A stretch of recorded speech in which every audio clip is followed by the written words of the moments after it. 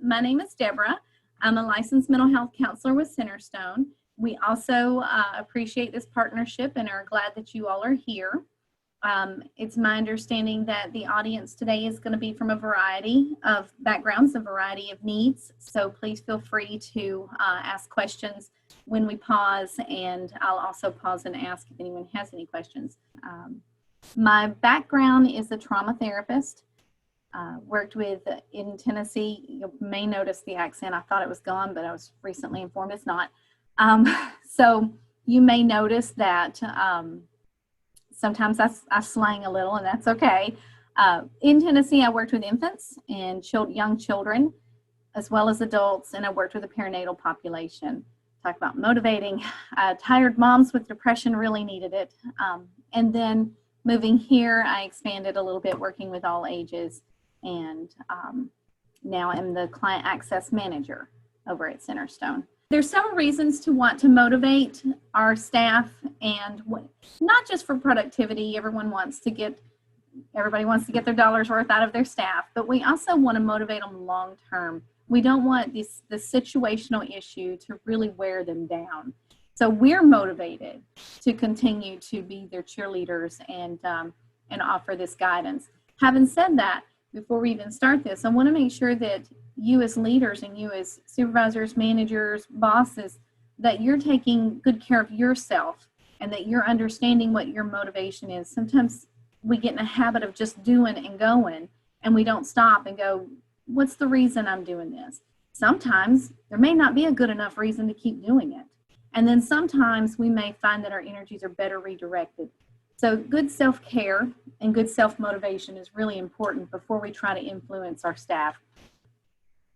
One of the things to consider on this first slide is what part of their home is our worker working in. Perfect, there's the slide. This is our research that says only 10% are working in the kitchen. I've done that. There are definitely some challenges working from the kitchen. 27% from the living room, 13% in the dining room. A home office, 31%, and then a bedroom and in the yard, which is interesting to me, working in the yard. So pre-COVID, only 72% of our Americans would be working remotely, and now we have a significant amount of people. When you look at your staff, we can't motivate them if we don't understand what they're going through.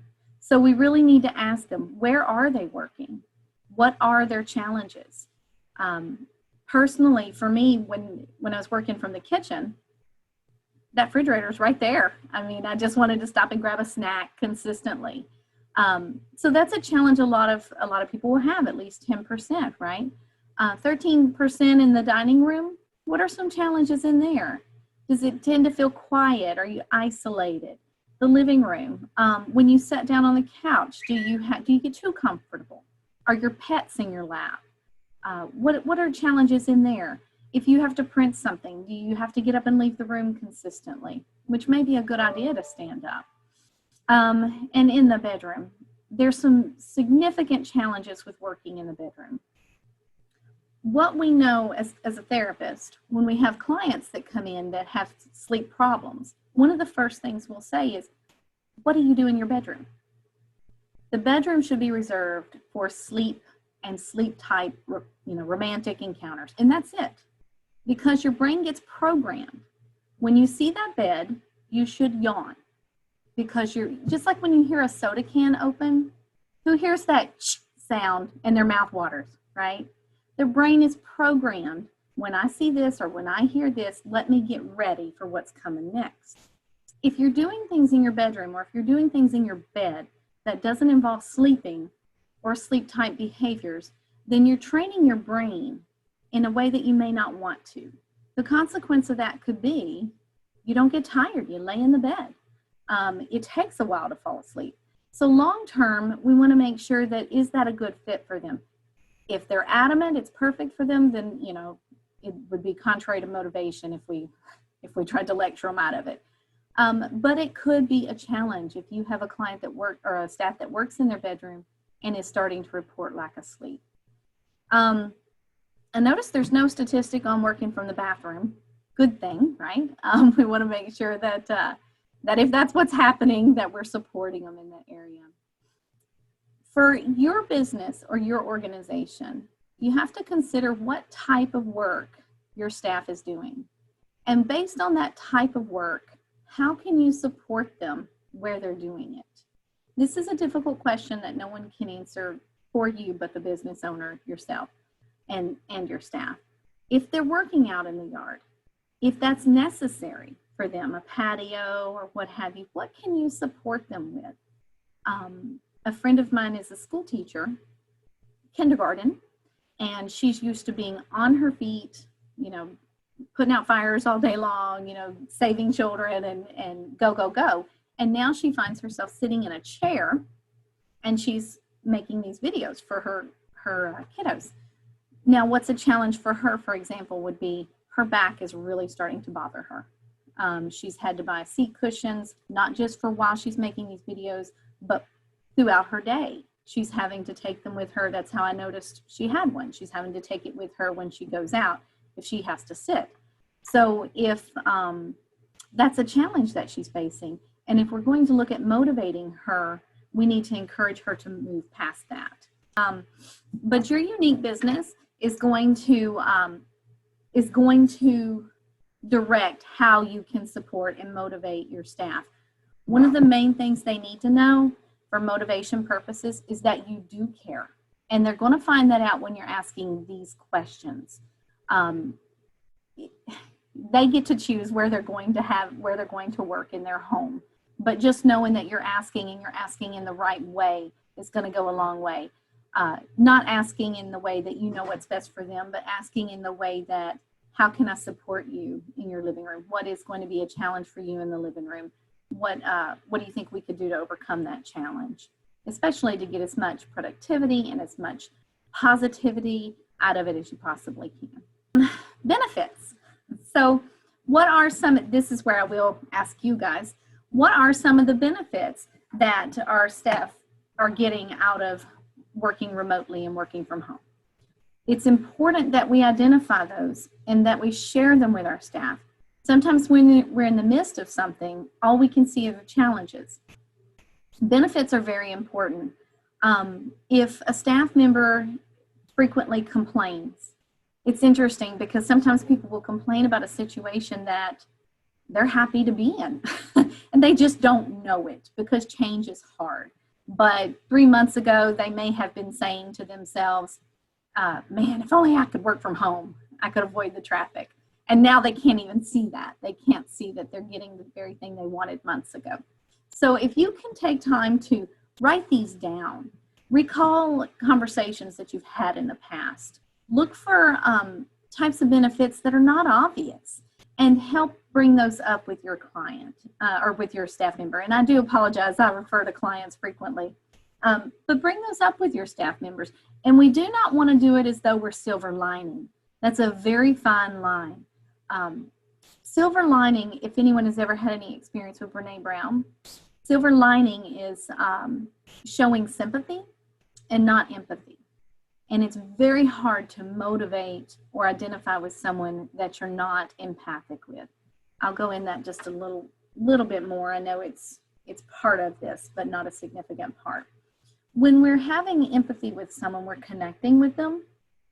We're tapping into something inside of us that identifies with what they're experiencing.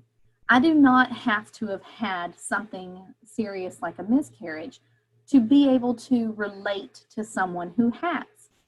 So as a therapist, that's very important because it would be a nightmare if I had to experience everything any of my clients would have ever experienced in order to help them, right? So instead of tapping into that exact experience, I tap into the emotion they must have felt. The hurt, the out of control, the lack of control with your own body or your own self. Most of us have had that kind of experience. Any toddler ever having a tantrum has had that experience, right? That I can't control how I feel right now and I'm a little bit confused about what's going on. So if you can tap into the feeling that your staff is relating to you, then it'll be easier to communicate with them on this behalf. If you don't, what it's going to come out as when your staff makes a complaint about, I sat in the kitchen and just thought about eating all day, and you come back with, well, at least you didn't have to sit in traffic. And that sounds condescending, or it sounds sympathetic, not empathic. It sounds as though you're trying to redirect their attention. And in a way we are, but we don't want to be blunt or abrasive about it. If you're using empathy and a staff member says, yeah, I've had to sit in that kitchen all day long, then your response would be more appropriate using empathy and saying, I don't know how you kept yourself from eating, and that's awesome. At least we're not sitting in that traffic eating, right? So you're identifying whatever they're experiencing, and you're showing a little empathy. You're showing that you understand it. And they're going to be more receptive to your rebuttal or your response, showing them the positive sides. Make a list. It is hard, very hard to remember these things when you're in the middle of these conversations or you're in the middle of a training. One of the things I suggest is that you have staff make a list, because staff member A may come up with something on their list that staff member B needs to hear. So in these group meetings, see who can have the biggest list. Send out an email saying, okay, everybody come up with a list. Whoever gets the biggest list, you can provide them with whatever reward, and have them email them in or discuss it in your meeting. You're just taking the focus off of the negative and looking at the benefits. And I did ask in the beginning of this slide, what are some of the benefits? And I heard someone say better productivity. Deborah, nice name, Deborah. Better productivity. In a lot of cases, this is true. People are changing their hours a little bit. They're working a few hours, at 8 when they normally wouldn't come in till 9, and they know that they can take that hour of 9 off and help their kid with their homework, and then they can get back to work. And we are seeing a little bit productivity because there's better flexibility. On this slide, we save money. We save money on office space and office equipment.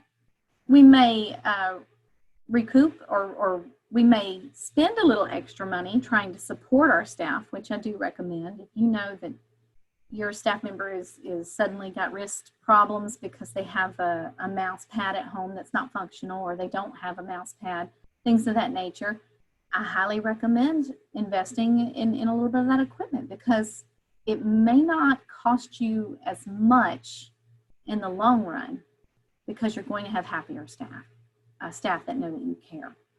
Attractive benefit to potential employees. This is true.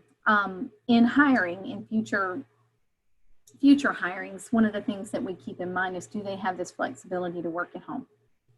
I mean, it's important now. It wasn't before. We've hired people in the past that don't have that flexibility, and now we're looking back going, man, it would be nice if we had known this one before we hired that person, that the flexibility is there. So it is an attractive benefit to potential employees and employers.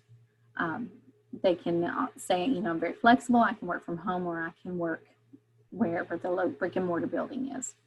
Employees have more freedom when working from home. I kind of touched on that a little bit when I said, if I normally, for example, if my shift is 8 to 5, and tomorrow I know that here's a good one, that the pest control is showing up at my house at 8:30, and I can't be working really, but I have that flexibility to go from 9 to 6. That is very attractive to a lot of people. We're all humans. We are all humans, and we all have various needs that pop up. Eye exams, taking the dog to the vet, various things that pop up out of nowhere. And that flexibility is going to be a benefit, and it's going to be attractive to a lot of people. Employees having a reduction on transportation cost is, and that reduction or that cost is more than just gas and your vehicle or Uber. That cost is on our mindset too. No one, to my knowledge, has ever come in and said, oh, I loved that traffic today. I just loved it. I loved sitting there, hearing my air conditioning run. And no one. And there is definitely a mental cost to sitting in traffic, a mental cost in being cut off. Maybe on a positive side, and this is my wishful thinking, insurance costs could go down if there's fewer accidents and things of that nature. So keeping in mind there is a reduction in transportation cost. Keep that in mind, make those lists, have staff help you make those lists, and remember to bring them up in a specific meeting. And now some of the challenges. To be truly motivational to our staff, we need to acknowledge these challenges. We can't ignore them. We can't pretend as though they're not truly impacting our staff. Your idea of what is hard or what is challenging or what is difficult may be very different than your staff's, and we have to meet them where they are without judgment. And that's hard to do. There's a lot of clients that'll come into our door and they have significant issues, just issue, and you step back and you go, oh my gosh, I couldn't imagine being this person. How would I survive it? They must be very strong. And then you have the next client come in and they have very minor issues. The slide's moving on me. And we want to be careful not to take one staff member's minor issues and compare them to the next staff member's issues. We have to meet them where they are. We can't. Their strengths, their challenges, their backgrounds, they're all different. So we need to meet each one of them individually, see them where they're at. Communication can be a problem. And that's a broad topic. It can be a problem with communicating with you, getting access to you when they need to. You're not there beside them. It could be trouble communicating with a partner, a spouse, children, having them understand what their needs are in the home. It could be trouble having them communicate with customers, things of that nature. So keeping in mind, communication is extremely important. And when any of those realms or areas are impacted, we start to feel lonely, isolated, or like we're just, I use the phrase, out there flapping, right? All alone, no help, no support. So communication is extremely important. Some of the extra steps that we could do is if you have a small group, you could create a text group where they can, or an IM group, where they can email or communicate with anyone else, just as if they were in the office. To do that, you need to set up some appropriate boundaries, and you need to make sure that they're aware that nothing inappropriate or offensive can go through that form of communication. But it would help prevent them from feeling as though they're alone or they're not supported when they're trying to do their job. Tracking responsibility is a challenge. We want to make sure that the staff is working, right?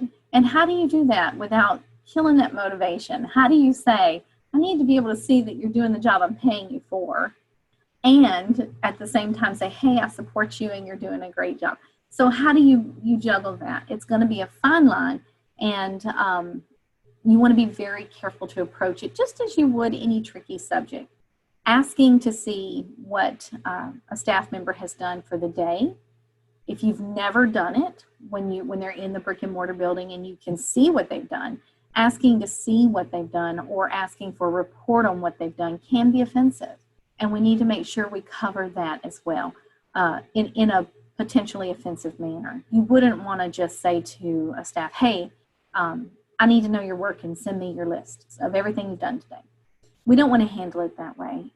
That leads into our next challenge is employee trust. If we handle it that way, our employee starts to think that we don't trust them, and they start to not trust us. And that is definitely not the type of environment that's going to produce the most activity. We want to make sure that they know we do have to track what they're doing.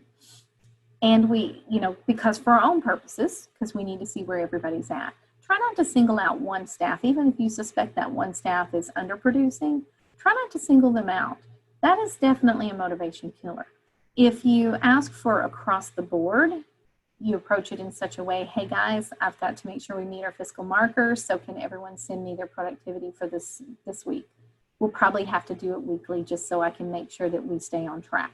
That's a very benign statement. It doesn't single anyone out. And it does help make them accountable to show the things they're doing. You could follow that up with a little bit of extra flair by saying, some of you guys may underreport because I know you're working. So keep in mind, I want to know all the little things that you're doing too.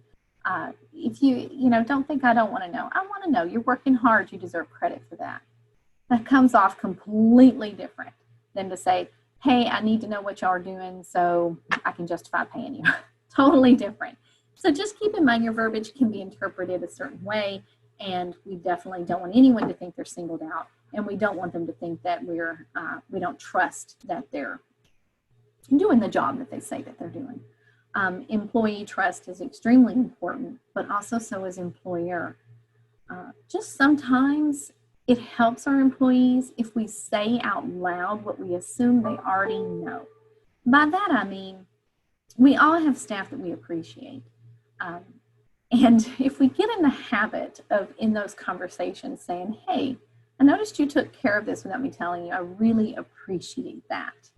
That is an excellent way to motivate them to do several things. One, the next time a challenge comes up, they're going to tackle it. They're going to want that response from you every time. It's an external praise, and we crave those things. And it's also going to let them know that you're seeing the little things, and that helps multiple ways too.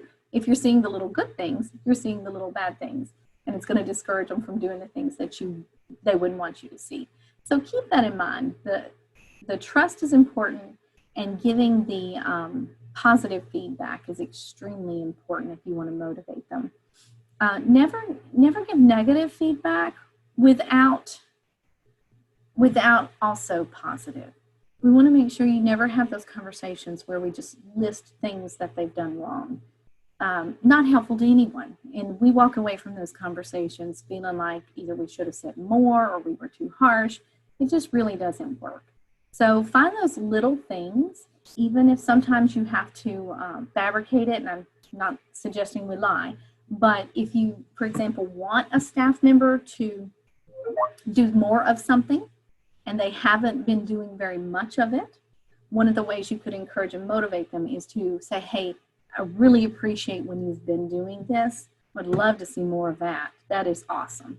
And that's a good way to motivate and curtail some behaviors that you don't want. Unified culture is a challenge because every employee has a different environment that they're going home to. And every one of them have a different culture, and we want to make sure we're respectful of that. That also the first image that you saw, that also may dictate what room they're working in.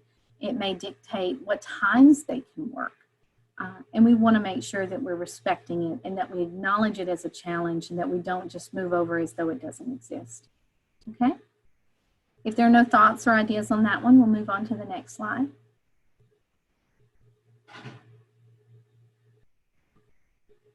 All right. Centerstone, we want to make sure, I thought there was one more slide before then. Is there not? Nope, we're right. We want to make sure we're here for your staff. We want to make sure we're here for you. We want to make sure that we provide the care that you guys may need. And in doing that, this is some of our information. We have a care line that people can call if they're under stress and they just want to talk. This care line is available to the public, and that's the first number there. If there is a crisis and they call in that care line, we do tend to get that call to the appropriate department so that they can be taken care of in a quick way. We also have outpatient care and addiction services, and there's our numbers to achieve those or to attain those services. Keeping in mind that right now is very high stress for everyone across the board. Those that are home and isolated tend to feel as though they have no outlet for that stress. There may be an increase in family conflict. There may be increasing guilt or shame, because when we have high stress, we react and respond in ways that we're not proud of. And we want to make sure that we're looking at this holistically with our clients or with our staff members, and that we're offering them an outlet or a way to talk with someone if needed. We want to make sure that we're not neglecting their mental health. I always let my staff know that self-care is extremely important. You are only the best employee when you are the best you. You cannot be a good employee if you're depleted. And investing in our staff and investing in motivating them is only going to improve our businesses and only going to improve our bottom lines and productivities. Now let's open it up to any thoughts or questions. Well, if that's okay with you, Deborah, I'll read through some of the questions to help guide this part of it. Okay, first up, for years we've seen people checking their phones during in-person meetings. Now that we've transitioned into virtual meetings, multitasking during meetings is even more prevalent. So do you have any tips for how to stay focused on the meeting at hand or rules of the road for how to hold these meetings to keep your employees focused on the meeting? That's a very good question. If people are going to be focused, then they need to be engaged, right? We need to make sure that our meetings aren't long, boring lectures. We need to make sure that they include what's necessary and that they don't go too long. So to keep their attention. Also, we need to make sure that they contribute. One of the things I suggest is sending out an email prior to the meeting saying, if you have anything you'd like covered in this meeting, let me know. So then they have buy-in, right? They have that, yeah, I want this covered. I have a question about this. And you make sure you hit that. If the list gets too long, then we need a different meeting, right? We need these short ones. Another thing I've seen, even within our organization, is name the meeting. Let's see, it could be 8 o'clock coffee, whatever it may be. And then have everyone bring their favorite coffee, things of that nature, and even take a second to, hey, who brought something crazy, who puts the craziest thing in their coffee, and do a little check around the room, and everybody's got more of their buy-in. To make these meetings a little more positive, we're already making it personal. It's in their home, right? So let's don't pretend it's not. Let's don't pretend they're in an office building in their home. They're at home. So, hey, everybody turn your monitor around real quick and show us what you're working with if you feel comfortable, right? And who's going to show their puppy or their kitten or their outdoor setting and things of that nature. You're making it personal to them and you're doing a quick buy-in, a quick check-in. That's one of the ways to keep them engaged. A lot of times people check their phones because they're bored.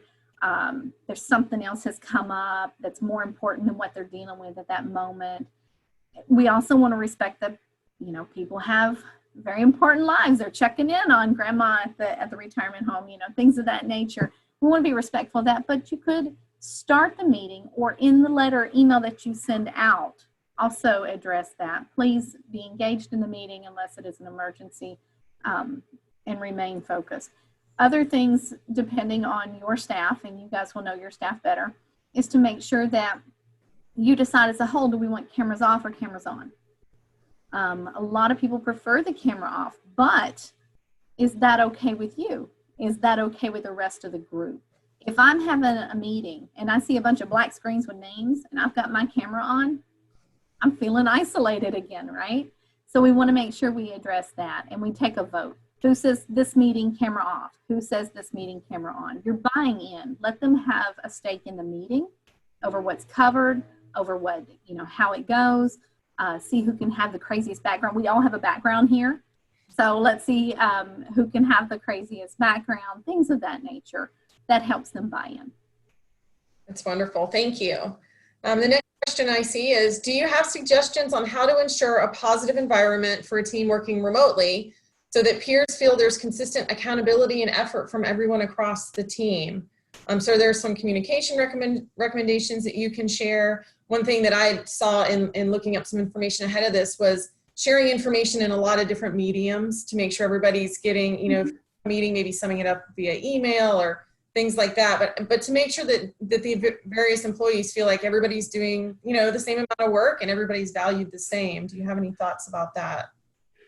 Yes, that's one of the things I was hinting at a little bit, or even said when I said don't single out any one specific person when you're asking for productivity, when you're asking for buy-in, when you're asking for these things. Across the board, we need to make sure that everyone has the same requirements. One of the things that is very obvious is if one staff member who's a high producer notices that other staff members get the same praise, same reward, and they do less, what happens to your high producer? They become a low producer, right? So we need to make very sure and be very careful about identifying that high producer, mentioning it, things of that nature, not in such a way that the others feel like they're not as good, but that they feel like they can be the same, they can be as good. For example, I may make a statement like, I see you all met your productivity with this week. That's awesome. That's wonderful. Look, 2 of you even went above and beyond. I'm going to have to start sending candy bars to people's houses because of you guys going above and beyond. So when I do something like that, what I'm doing is I'm letting everyone know that everyone's working, but I'm also saying, hey, I see you harder workers. Thank you. And if you're doing that across the board and you're doing it frequently, there may be one or two that haven't met their productivity. We don't want to single them out in a meeting. That's something that can be done later.